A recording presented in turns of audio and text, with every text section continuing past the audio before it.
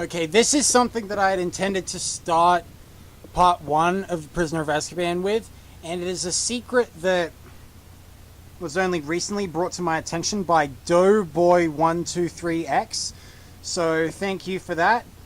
But if you go one upward arrow into the Chamber of Secrets, once you've beaten the Chamber Challenge or done the Easter egg that brings you straight here, if you turn to the right, you'll not only get this Easter egg here that gets you to have a look at the snake figure, but if you hit up, you can get a shortcut directly to Salazar Slytherin himself.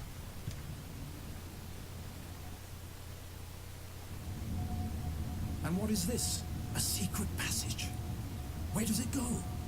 Only one way to find out.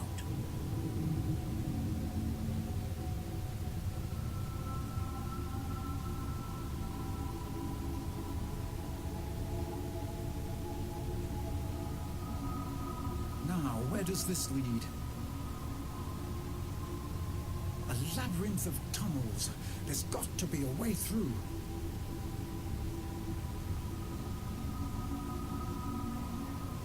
Perhaps this way.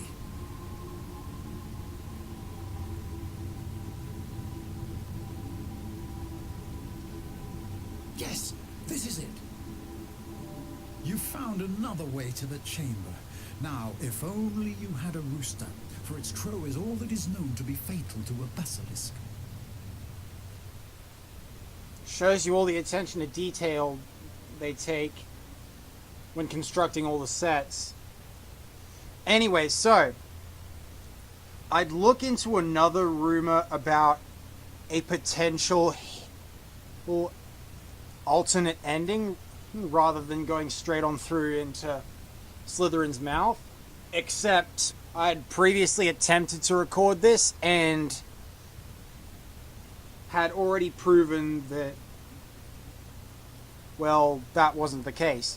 So now that that's out of the way, let's move on with the next part of Harry Potter and the Prisoner of Azkaban, Disc 2. Absolutely spiffing. Hey them little red bots, this is Red Let's Play, and we're going to start Year 3 of the Harry Potter Disc 2s with with Divination class. Professor Trelawney would predict you're about to make a choice.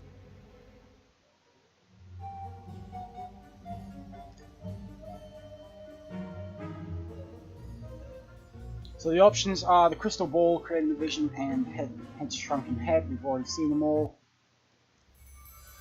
How nice to see you in the physical world. I do hope your inner eye is not clouded, because before you lies a crystal ball featuring moments you've never seen.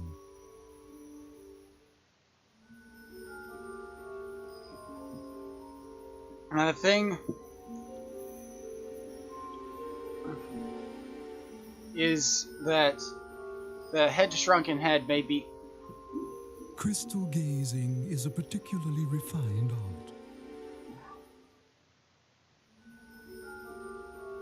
Maybe the first time I have to split apart into to get a reasonably long, or a reasonable length of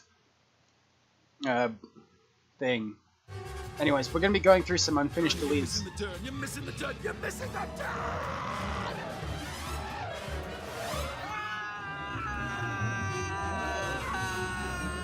Look, Ernie, no hands.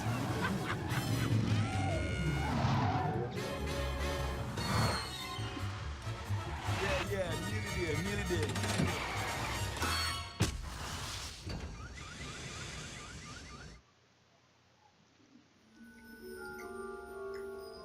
Well, what's actually unfinished is the stuff that was actually extended. So yeah, as noted before, these are like extended and or deleted scenes from that may have hit it into the special edition cuts. or any other remasterings of the movies. Go.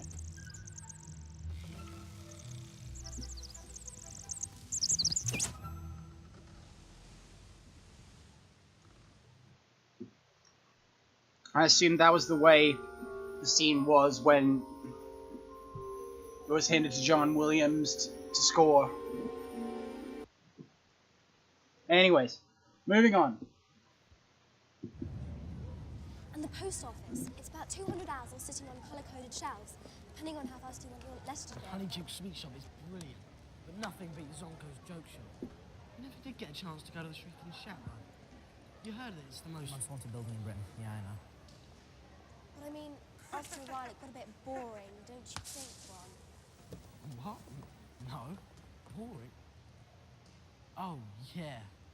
Dead depressing. Oh, hang on. I almost forgot. I got you something wicked at Dervish and Banks. It's a pocket sneaker scope. If there's anyone untrustworthy around, it's meant to light up and spin. I thought, you know, it can't hurt, given... Sirius Black's trying to kill me. I'm really glad you had a good time. Honestly. And thanks for this. You're right. Can't hurt. Oh, be careful of those. Don't make you... Whoa! Never mind.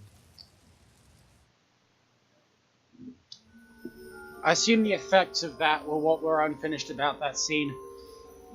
But anyways, the thing about the way their costuming was done, especially the child actors, well, I say child, I mean the younger actors.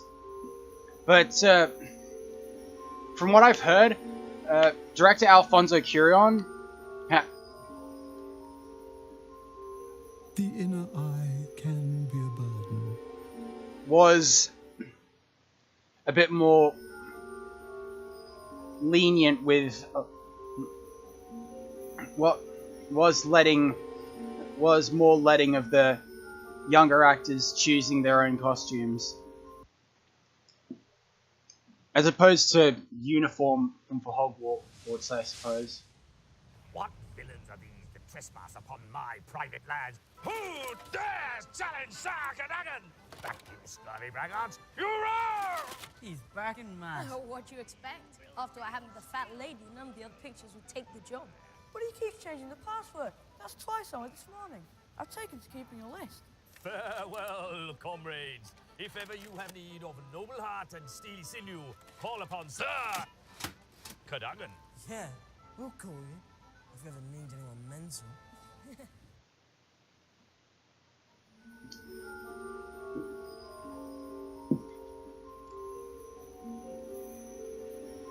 That may have been dropped because of lack of importance in the plot, I suppose. That is preposterous, Weasley. Why, how could Sirius Black possibly get through the portrait hole? I don't know how he got in. I was a bit busy dodging his knife. Percy, have you seen Sir Cadogan? Oh, he's that professor. Sir Cadogan! Sir Cadogan! How may I serve you, ma'am?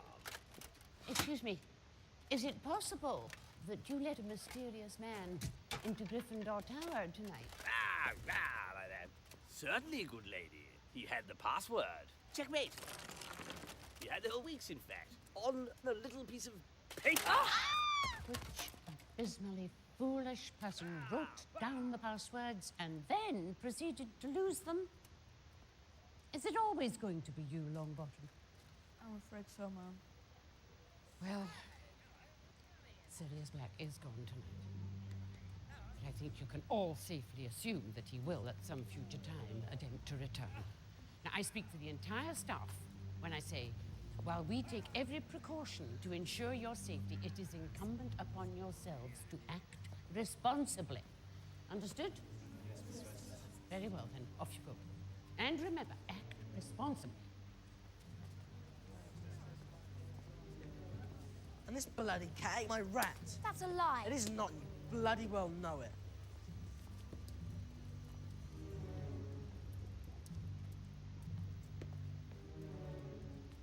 I can't believe it. We He was right there. He was close enough to touch. I could have killed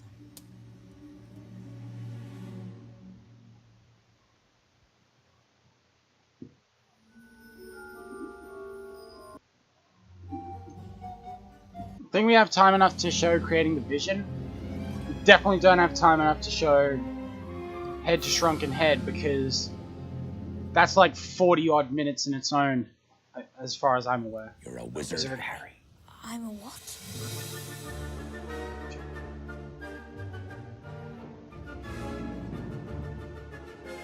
Still John Williams.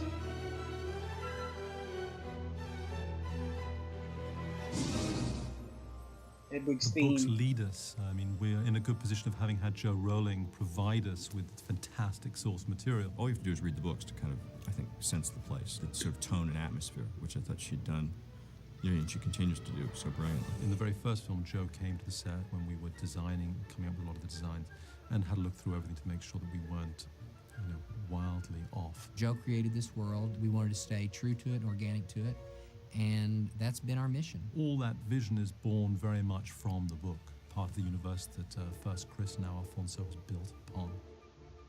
Mr. Potter, our new celebrity. From the get-go, what I was aiming was serving the material. I think that's everything of importance. Let's begin the feast. That is very good. Of the 5 books that are published, writing Azkaban was the easiest, and in some ways I think that shows. Although it's a tricky plot in some ways, as Alfonso will really appreciate, and Steve Clovis, the scriptwriter, will really appreciate, because they've kind of had to negotiate the same ascent that I had to negotiate. At the same time, I felt I was really given space to do that. So Hedwig's theme. The moment that I read the book, I just felt so connected. For me, everything was so clear in how it should look as a film, and how it should be told as a film. And then having the luxury of working with Steve Clovis, that he's fantastic. We tried to discover the best way to convey what Joe was expressing on the page in movie terms. And that led us to some interesting places. You deal with so many abstract concepts, like the time traveling. It's such an abstract thing. And actually it's so difficult that I even trying to explain it right now. Yeah, it's hard. It's hard. It is hard, because you just go in circles. But then in the book, everything makes just perfect sense. I loved watching that part of the film. I loved watching the time turner sequence. There was just enough humour in it. Ow! Just enough near misses. Dumbledore's comment when they come back is just spot on. It's perfect. We did it. Did what? Did what? Good night. I got to Scotland to meet with Joe. One, I think it's important for Joe to feel comfortable, and two, I think Joe is a wonderful source of information, is incredibly generous with us. And I remember when she walked into the door, I thought, for some reason I expected to meet someone who was like 70. Joe walked in, she was younger than I was. We liked the same films and we liked the same music, and it was just an immediate connection. Wicked. When she met Alfonso, he talked about his vision for the film, talked through many ideas. Alfonso was mentioned very early on, and I was really enthusiastic about the idea. And I loved Y tu mamá también. Alfonso just obviously understands teenage boys backwards, and they're 13 now. These kids were starting to take themselves seriously as actors, so they were willing to explore more emotional territories. He was their friend, and he betrayed them. He was their friend! I was so lucky that I had them so raw and so willing to go there. I think all 3 of them give their best performances to date. To date, but there's no denying that John Williams, he nothing really shines as much as the first one. Tom telling Emma, "Oh, if you want, just hit me, just hit me." What a hero. The universe is the universe that you created. You know every corner of that place. Everyone. Everyone? Everyone. Where they are, what they're doing, every minute of every day. Brilliant. This was a map of the world.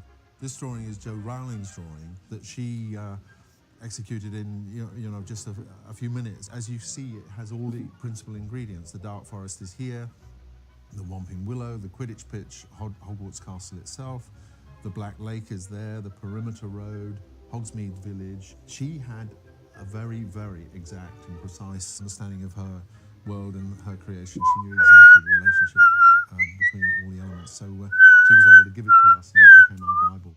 We needed a place where the kids could see the execution of Buckbeak. And we thought about having a graveyard. And when we consulted Joe about it, he says, no, the graveyard is not there. And I said, why? And then she gave me the whole explanation why the graveyard cannot be there, because it's in a different place of the castle, because it's going to play, and she knows her thing. She knows exactly what's going to happen later. And once I remember having little people in some storyboards, playing some keyboards in an organ in the Great Hall. And Joe said, no, there are not little people in this universe. I says, yes, but it's like Lilliput kind of thing. He says, yes, yeah, it's lovely image, but they don't make sense in this universe. I wouldn't let him do it. That's not fair, is it? It was just about trying to serve as much as possible the story and the spirit of the story, because that's what is great of the book, because the third book is, for me, so abstract and deals with so many different abstract concepts, but at the same time is in the frame of an adventure. Harry's Wondrous World. I think it's very, very important that Alfonso Cuaron be allowed to make this his own film. Action.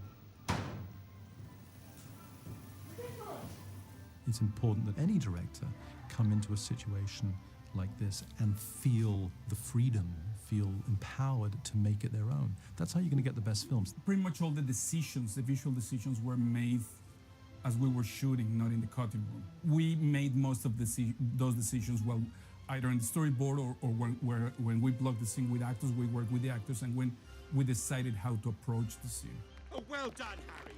Well done. What he's done is he's built from the foundations of the book, built from the foundations that Chris Columbus established in the first two, but made it very much his own to serve the story. God. Alfonso has had very good intuition about what would and wouldn't work. He's put things in the film that, without knowing it, foreshadow things that are going to happen in the final two books. So I really got goosebumps when I saw a couple of those things, where I thought people are going to look back on the film and think those were put in deliberately as clues. Joe wants the movies to be faithful to the books. On the other hand, she realizes that they're completely different mediums. To be entirely faithful to these movies would be, 16 hours long. In this film, what I found the theme was about a child trying to find his identity as a teenager. Sirius Black was and remains to this day Harry Potter's godfather. We found the theme, and then whatever stuck there we kept, and whatever it didn't, sorry. As long as didn't affect or contradict either the universe or what is to come. My biggest concern were the visual effects. I want to make sure, absolutely certain, that the visual effects would again move up a notch from the last film. First film, we were fairly rushed, and the effects were never up to anyone's standards. In the second film, we improved them greatly, and I wanted to take another leap on this film. Buckbeak, yeah. We're watching it, and we're saying, wow, look at that hippogriff, it looks really great. And we're just praising the conceptual artists and the CG artists that put it together. And then someone says, yes, but don't forget who imagined it in the first place. And here she is.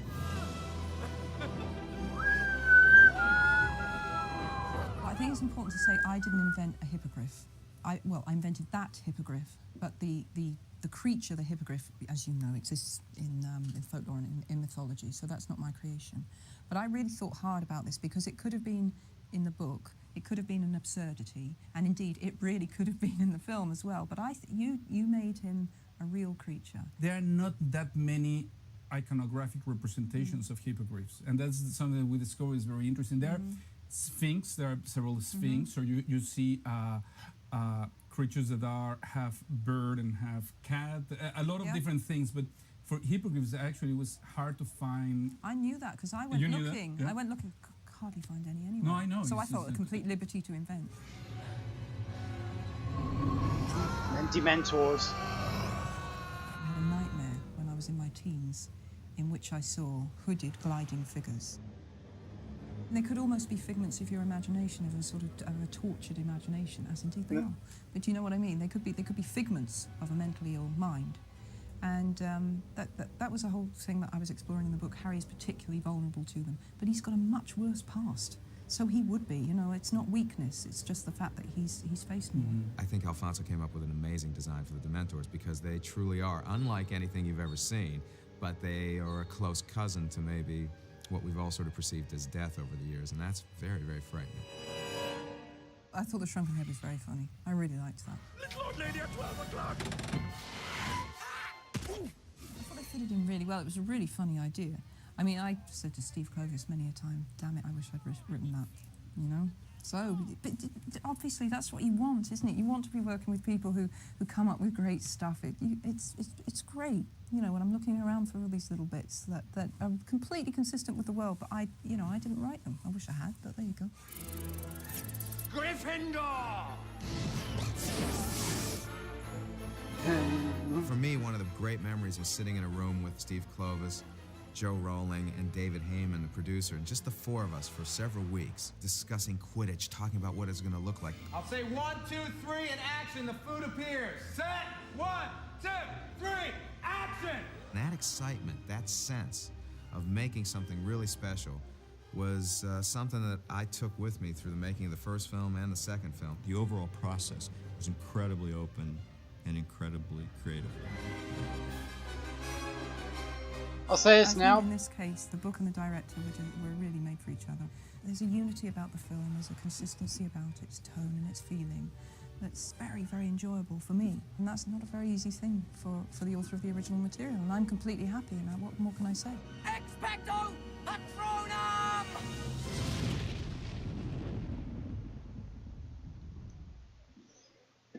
For those of you who are wondering, yes, I was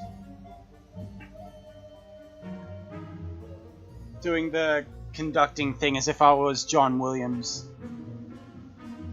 Anyway, so yeah, that'll do for that. So I hope you guys enjoyed. Don't forget to hit that like button, share the video with favorite videos if you did. Please tell me in the comments down below what you guys thought of it. And if you're new to the channel and want to be notified of future content, don't forget to subscribe for more. And I'll see you guys in the next one. Peace.